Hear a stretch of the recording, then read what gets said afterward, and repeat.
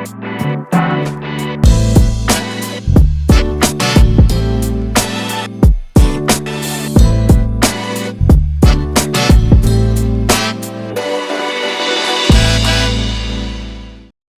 is just a minute.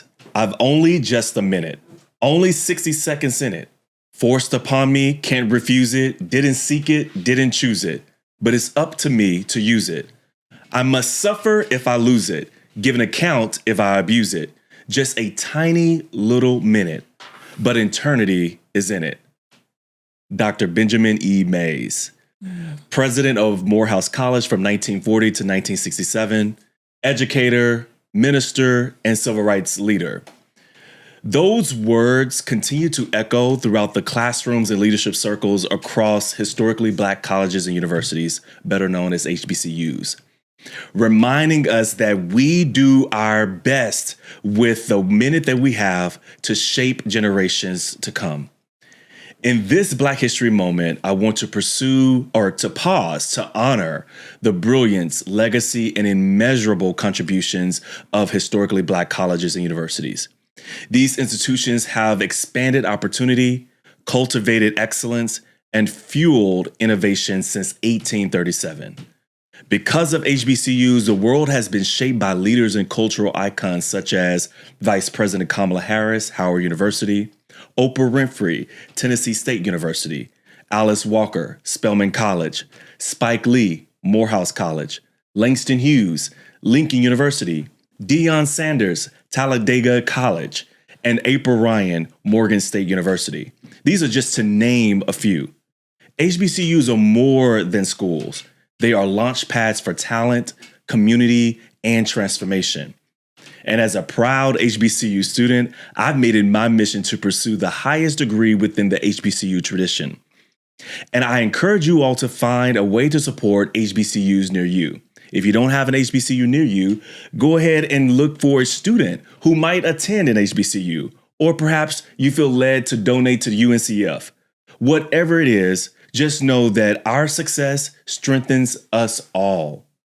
All right, welcome back to Brother Breathe. It's your boy, Tate Dezay, the host and founder of Brother Breathe, and I am here with a special guest. I am super excited to be able to share with you all a person who is not only a friend of mine, but also we share the same alma mater, right? Not this one, but from undergrad, Texas State University, my good friend, Dr. Chris Collins. Listen, I'm not going to go into all of his bio. I'm going to put that in the link below and make sure it's in the description box. But he has really been able to channel through the halls of academia by recently being a graduate of University of Georgia with a PhD in human development and family science from the University of Georgia. He is also a recipient of the University of Georgia College and Family Consumer Science Legislative Leadership Fellowship. And listen, as a current PhD student, I know how hard that is to get fellowships, okay? I'm just asking for one, Lord. So I commend you for that. But he's also most proud for spending a decade in youth development and youth development professional, being a youth development professional in various leadership roles with the Boys and Girls Club of Metro Atlanta, supporting youth education and development outcomes. And so there's so much to say about Dr. Collins, but I'm just super excited to have him here. How are you feeling today, brother? I'm doing good, man. I'm excited to be here. Just excited to have this conversation, man. So thank you for having me. Absolutely. And as I mentioned before, we go back to Texas State University in those same Marcus days. Absolutely. But tell us a little bit about your upbringing. You are from Texas, right? Yeah, okay. Originally from Texas, born and raised in Dallas, Texas. Also have some family ties to East Texas as well. Okay. So that's where I spent the majority of my childhood is in Dallas, Texas. Yeah. That's what's up. Yeah. And so we met at Texas State, and you were, I actually met your wife first. You did? Shout out to the wifey, Nappy Root Sheree, right? Sheree, sorry. Yeah. She was good friends with Dana and Brittany and all of them. Yeah. And then later on, I met you, and of course, you are a graduate of not only Texas State, but you also went to University of Georgia. Did you go to any other schools in between? No. So yeah, I did. I actually got a master's from Capella University. Okay. A master's in human science, and then after that, I transitioned to the University of Georgia for my PhD. Yeah. That's what's up. And so, how long have you been in Atlanta? Gosh, I left it.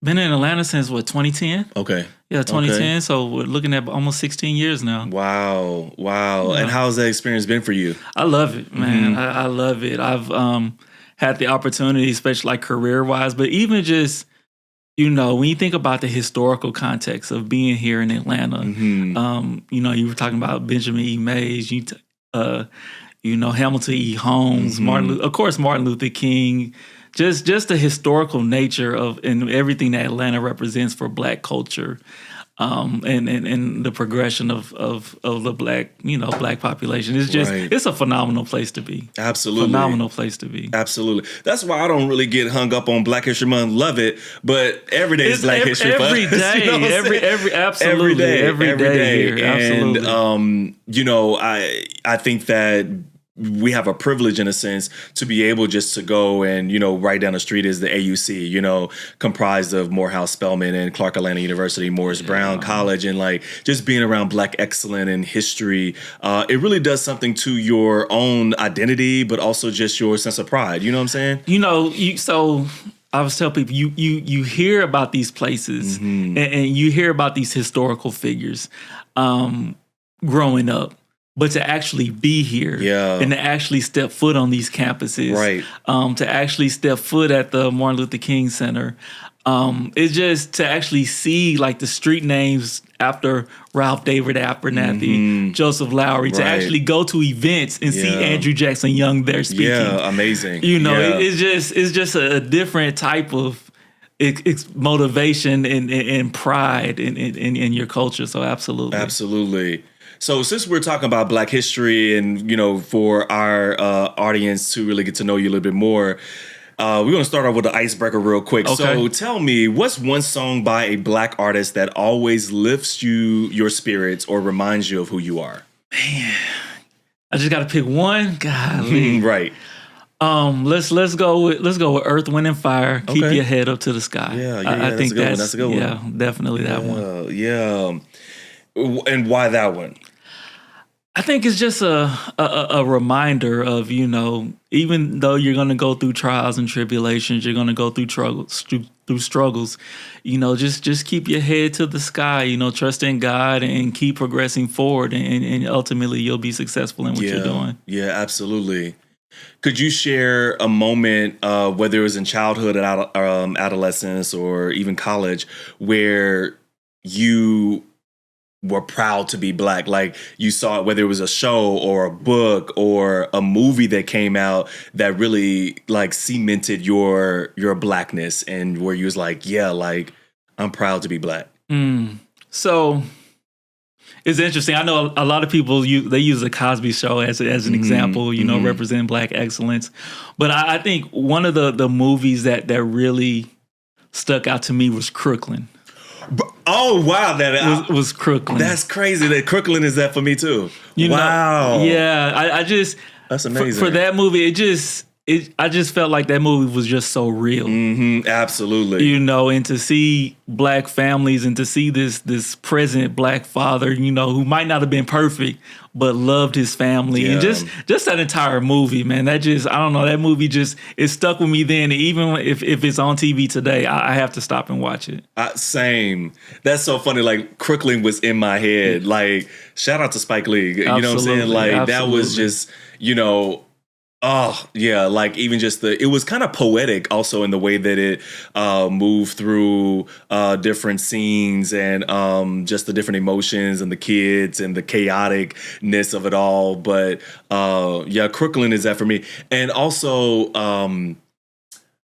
I think I mentioned this in the other podcast, but A Different World for me was like, it gave me, and honestly, so at the beginning of the podcast, I started off with an ode to HBCUs, but I started off my college career at an HBCU. Okay. I just didn't graduate from one, but soon to graduate from one, though. Shout out to the Morgan State. But I did start off my college career at Houston-Tillis University in Austin. Okay. And I was there for a year and a semester. And when I tell you that year was so impactful in my life, like it really, really impacted the way that I became a emerging student leader, and I began to see myself like as someone who can make change, you know. And so, had it not been for that experience at Houston-Tillotson, I would not have been the student leader and just a bold student that I was at Texas State. And it's so interesting. You talk about different words. You know, that's for a lot of us. That was our first exposure to what college life could potentially be. And that show sparked conversations within Black families, you know, of, you know, hey, this is a possibility, this opportunity, you know, as far as speaking about the importance of education in college. That was one of those, you know, those foundational shows that really kind of sparked that conversation within the Black community for a lot of people. Absolutely. Yeah. And even, Greek life and, you know, living in a residence hall, you know, all of those things, especially as first generational college students, as you mentioned, it prepared us, you know, because I didn't have any examples, you know, of, or even like any stories that people can share with me about what to prepare for, you know. And so, so being able to now be in a PhD program at an HBCU is quite a feat because I did not have any examples outside of like a different world, you know?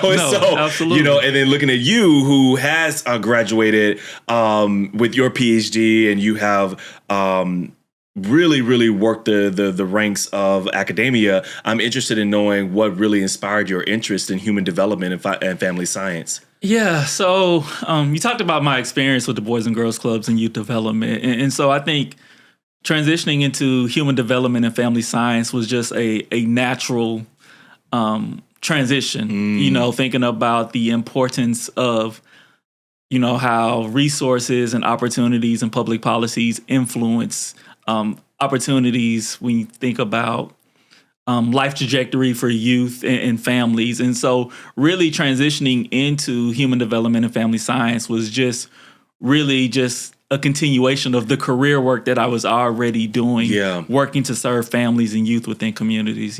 Wow. And why focus on Black men in particular?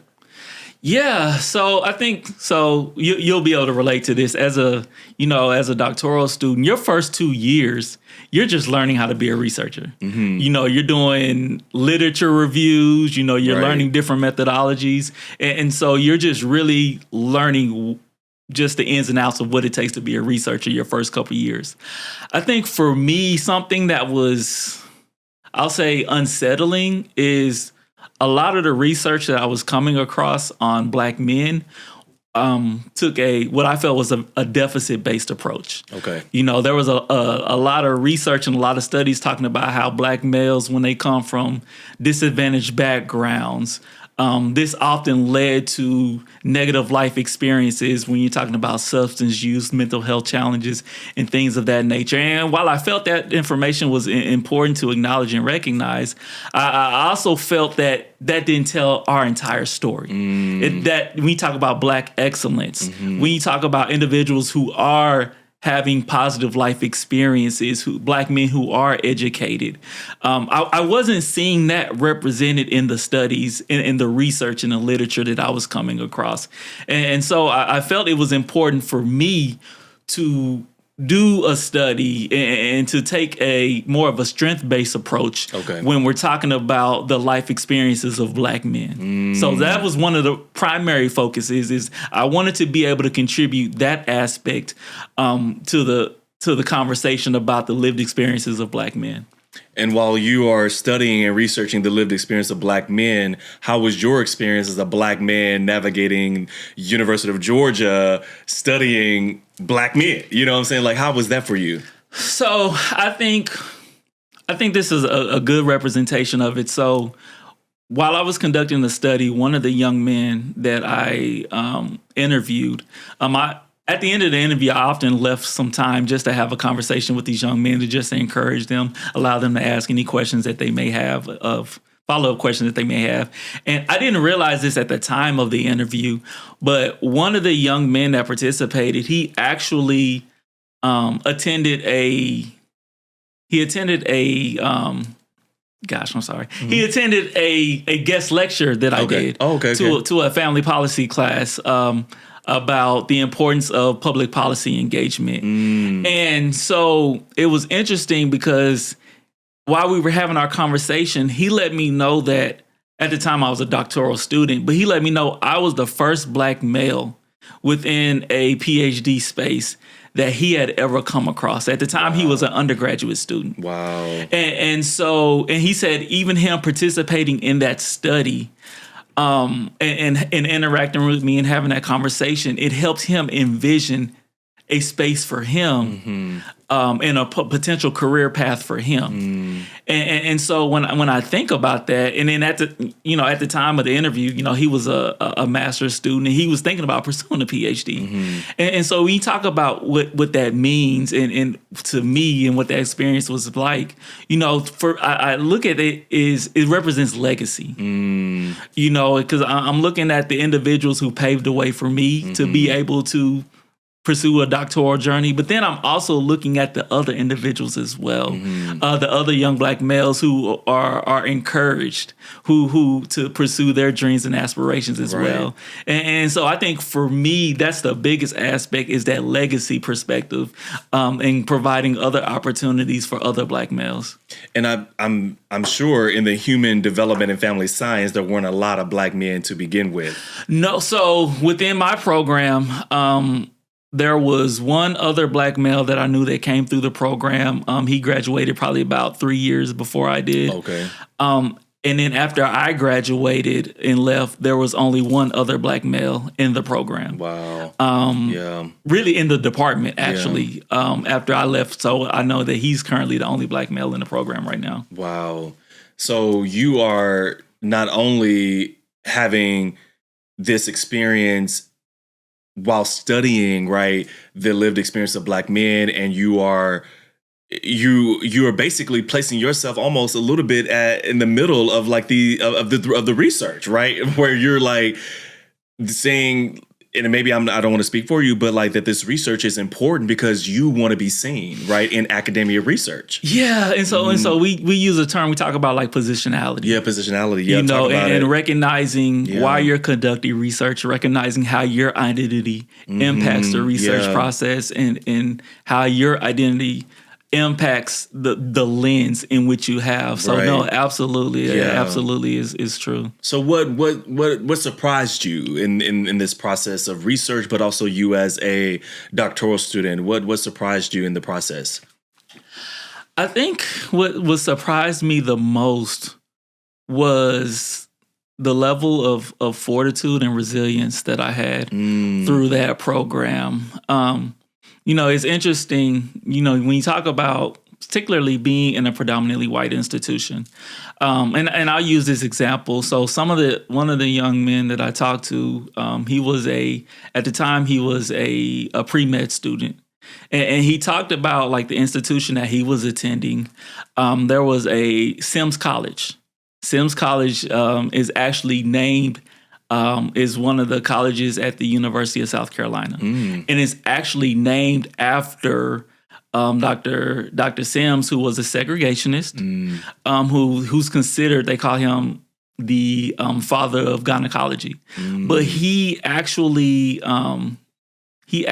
facilitated procedures on enslaved women. Oh, wow. Without providing them anesthesia. Wow. And the purpose for not providing them anesthesia, this was, the premise for that was the racist trope that, Black individuals don't feel pain or they have a high pain tolerance.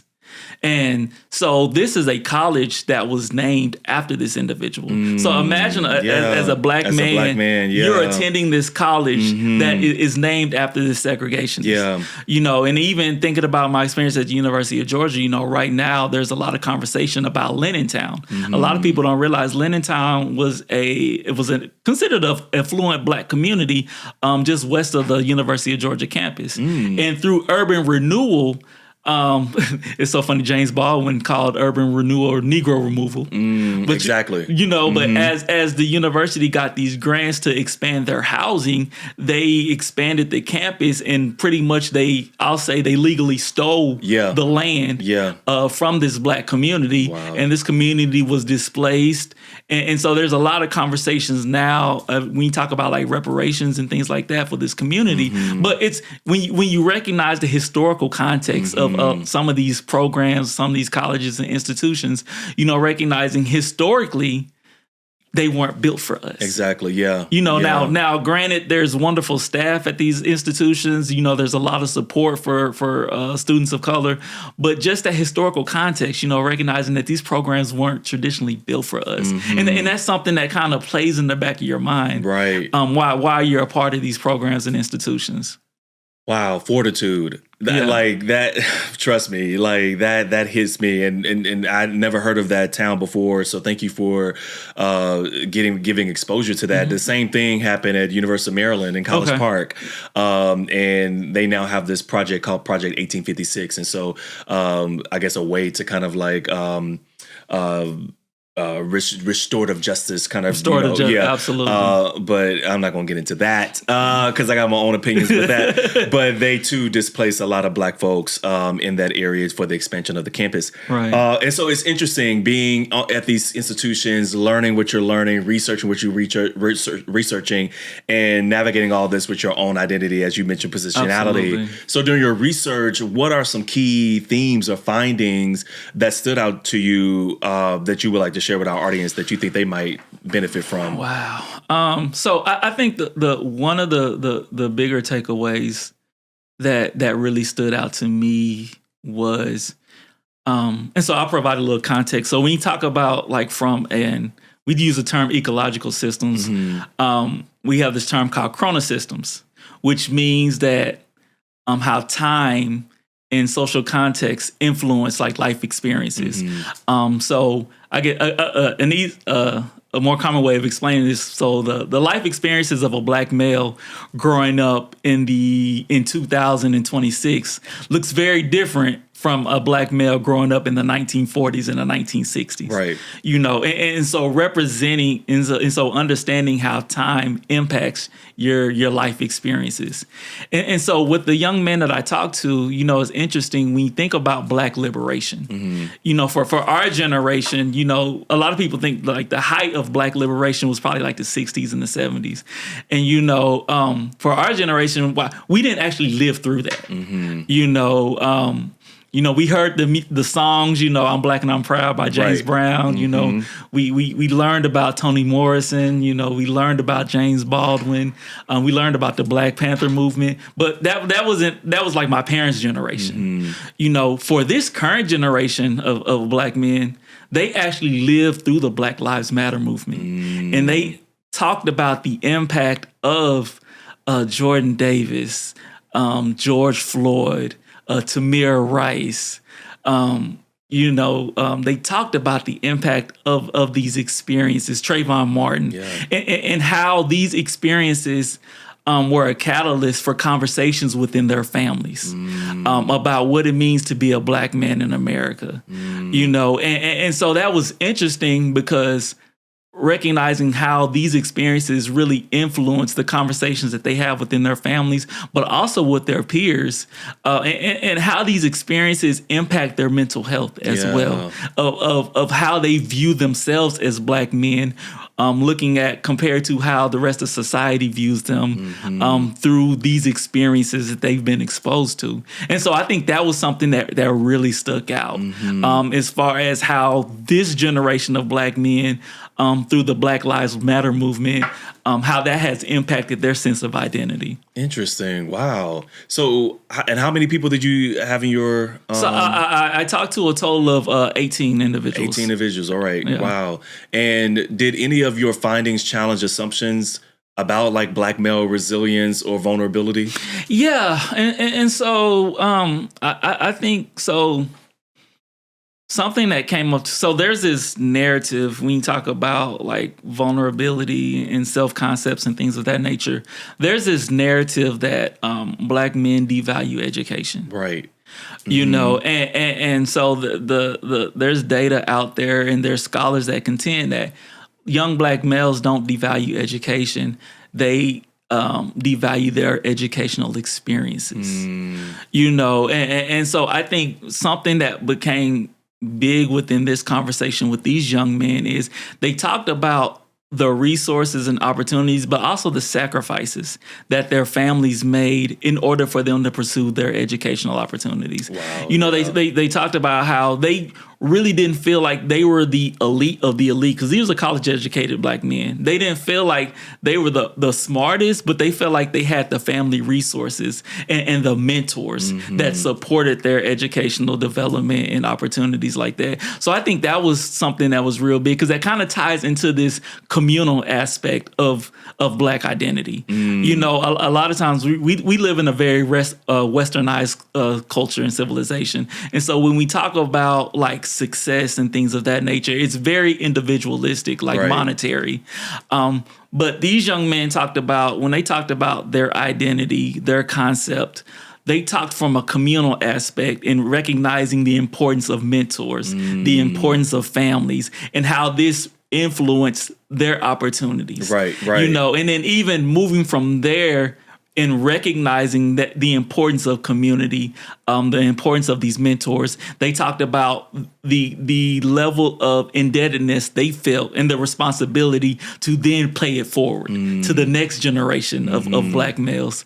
One of the young men, he was talking about, you know, he was out to eat with one of his mentors, and this mentor had always paid for all of the meals, had always taken care. And so when they went out to eat, he wanted to return that favor and pay for it. And his mentor told him, no, you pay it back by doing the same thing for another young black man. Yeah. And so the way that I've mentored you, the way that I've supported you, now that you've gotten to a position where you've been successful, your charge is to do the same for another young black male and to pull them up. And so I think that was the biggest thing is that communal aspect in how we define who we are, how we define success, how we define our identity.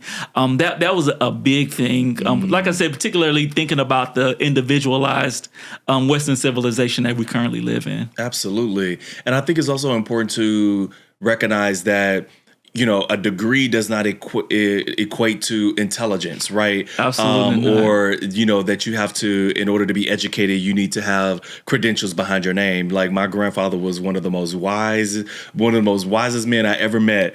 And, you know, was a high school dropout. You know what I'm saying? I think he probably even made it. I think he barely made it to 8th grade, but was just curious about life, you know, and was just so intelligent when it came to understanding how nature worked, right? Because he worked in the farming and agriculture,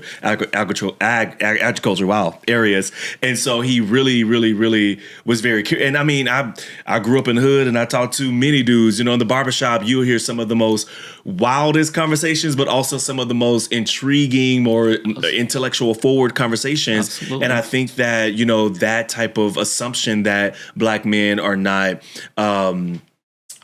educated, or that they are not eager about education, is such a major assumption that really impacts the way that people experience us, or even experience students when they show up in the classroom. If these teachers have these assumptions, right, they're already expecting the student to fail or to not perform well, or whatever the case may be. And so with these findings, I'm curious to know, like, what are your thoughts around how institutions can do better, right, by supporting black male identity formation, but also their emotional wellness in real and practical ways? Yeah. So I think there's always, you know, it's interesting. I think there's always this idea of taking a macro perspective, you know, thinking large scale, thinking like at the institutional level, what are things that can be done? I think more so, the thing that institutions can do is provide a space, but a lot of the outstanding work, a lot of the great resources are really grassroots. And I'll use an example. One of the young men that I was talking to, unfortunately, one of his classmates passed away from suicide. And that had a profound impact on the student body. and they were experiencing some challenges. And so what ended up happening was the students reached out to these local organizations for resources. Wow. The students reached out and formed panel discussions and created a space where they could mourn, created a space where they can share their grievances, where they could have these conversations amongst themselves. And so while their school provided resources, as far as creating the space, it was really a grassroots effort, that created the space to where healing could be done. And I also think about talking with these young men, they talked about on their respective campuses, a lot of the programs that were geared towards supporting the students, particularly the Black male students, they were student led. Wow. They were student led, they were student organized. And I feel like that's really the best approach, because those are the individuals who know what they're experiencing, their lived experiences. Yeah. We have this idea that the most educated people, the researchers, the scientists, the institutional leaders, we have this idea that they know the most. But in actuality, it's the people, right, that are the most knowledgeable to their own lived experiences, right. And so creating spaces to where individuals can be comfortable in their lived experiences and share their expertise. And like I talked about, having that communal space. I think that's the biggest thing that can be done when you're talking about healing, well-being within the Black community. Yeah. Wow. That's so powerful. Yeah. I've worked in higher education for, over a decade, and just thinking about what you just said is so true. Like, when there aren't spaces that are created within these institutions, students will galvanize and they will create their own spaces together. But I also shout out to the schools that do well. I'm thinking about San Francisco State University. One of my good friends over there, Dr. Now his name is escaping me. Jeez, help me, Lord. But he is Fred. Goodness, Fred, please don't get mad at me. But Fred, he's over there. He's been over there for years, and they have created spaces for Black students who are marginalized to really find space for healing, but also to build community, right, and builds trust and safety. What is your hope that that the academia world and also nonprofit or even research world? What is your hope for this research, right, that you have spent years of laboring in? What is your hope that people will take away from this research? I think it's interesting because I'm thinking about the times that we're living in. And when you're talking about like institutional and things of that nature, where, the rollback of DEI and the negative connotation around DEI, it's so funny. I'm thinking about, and I'm often referring back to the conversations that I had with these young men. And one of the young men talked about, I never wanted to be inferred that I got here just because I'm Black. Yeah. I worked hard to get to where I am, and I'll be honest, with the current administration, these institutions, it's a challenge, because of the executive orders and of the way the funding is structured. They're having to be very strategic in the terminology that they're using because it impacts their funding. Yeah, and so I think the biggest thing is, even though like this current administration is really working to eradicate these types of programs, just because you're trying to eradicate the program doesn't mean the issues and problems don't exist. Absolutely. And so I think the biggest thing is to continue to recognize the challenges that exist and to continue to do the work in addressing them. And like I said, I honestly think it's going to take grassroots efforts. It's going to take grassroots efforts from the community to be able to address a lot of the things that we're experiencing, because that's I think that's the most effective approach to take as well. Absolutely. And what's one piece of advice you'll offer to a young Black man or even a young adolescents who is navigating institutions and also navigating this particular culture that we're in, this climate that we're in. They're trying to find their place in the world. What piece of advice would you give them? Yeah, I think I would say, don't allow other people, just because other people see limitations in you, don't allow them to project those limitations in a way that stifle your dreams and your aspirations. Just because other people can't see it doesn't mean that you can't do it. Right. Doesn't mean that you can't achieve it.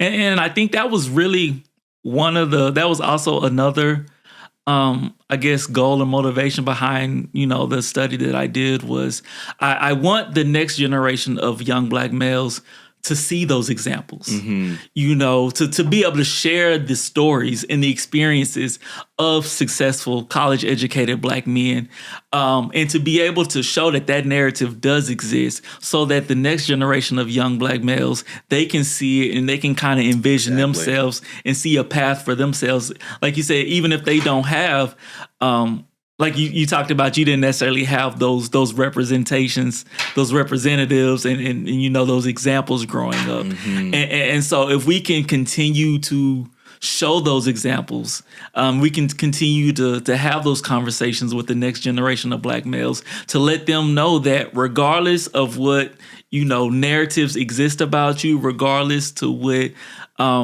the mass media says about you, that you are intelligent. You are, resilient. Exactly. You can persevere. Right. And you will be successful. Like Black excellence is a real thing. Right. And so just getting that message out there just to encourage the next generation, that, continue to dream, continue to focus on your goals, and continue to strive for your aspirations. I think that's the biggest thing I would give.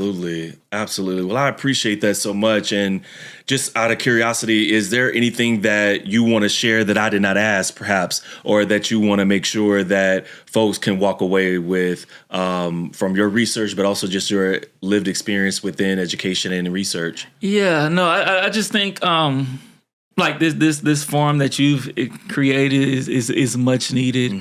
I just really like the idea of the more spaces like this being created, because we're aware of the stigmas within the Black community when we're talking about like medical mistrust, right, mental health, things of that nature. And so creating a space where Black men can have real authentic conversations and talk about our well-being, and hoping that we can kind of normalize this conversation.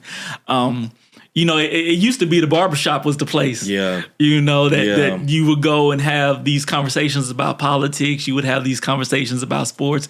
Now the barbershop is more appointment based now. Folks aren't just sitting in the barbershop having these conversations anymore. But just creating these spaces and making it normative to have these conversations about well-being, whether it's with your family, whether it's with your friends. I think that's the thing that I want to see the most. Yeah. Because once we start having these conversations, once we start realizing, because a lot of times we think that the challenges that we're experiencing, we do them in silos. We think we're the only ones, not realizing that our brothers, our cousins, our best friends are having these same challenges. Right. And so we can normalize these conversations. Hopefully doing that, then we'll be able to get to talk about more about the solutions. Absolutely. And addressing some of the things that have plagued us for so long. Absolutely. So how can people follow you, or any upcoming projects or anything that folks can support you in? Yeah, so I think LinkedIn is the best way to connect with me. I do have a couple of other speaking engagements and some things that are coming up. Those dates haven't been finalized yet, but definitely if you follow me on LinkedIn, you'll be able to see that information and see the other work that I'm doing as well. Very good. And I just kind of wanted to give you the last words, but finish this sentence. Okay. The future of Black men's wellness looks like? It looks promising. I'll say it looks promising. Like I said, just from the space that you're creating, the spaces that other individuals are creating, I look at myself having the opportunity to do this type of research, and other individuals that are coming after me to do this type of research. We're standing on the shoulders of our predecessors that have paved the way, the opportunity for us to have a space in academic settings. So I would say it looks promising. We have a lot more work to do. Absolutely. But it's definitely looking promising. Absolutely. Promising. I appreciate that. Fortitude and promising. Like, as a fellow PhD student and someone who is just trying to get where you are, it's wonderful to see this example, right? And, like we already talked about, we both come from Texas. We both, went through the halls of Texas State University. And now to see you living out your research, but also on the other side of the PhD is awesome. And I think that it's encouraging for other young Black brothers out there to see that there are Black men in academia that is making sure that our lived experiences are visible, that they are in the research journals, that they are in, like, because it's important, because if we don't talk about our lived experiences, we will be erased. Absolutely. And I think that it's important for us to utilize academic dollars and funding to research our communities and to research our people, what is going on and what is happening both in the past and the present, so that we can know what future outcomes could look like. So I appreciate you, and I'm so grateful to be in community with you, and I appreciate your light and your contributions. And so please like and subscribe this page. Be sure to share this episode with someone that may need to hear this. But Black men in education, our fellow educators out there, stay encouraged. Your light and your witness is important, and we are so excited to be able to promote other young Black men who are in research and doing the work that is needed to be done. So stay encouraged, keep healing, and keep breathing. All right, till then, take care.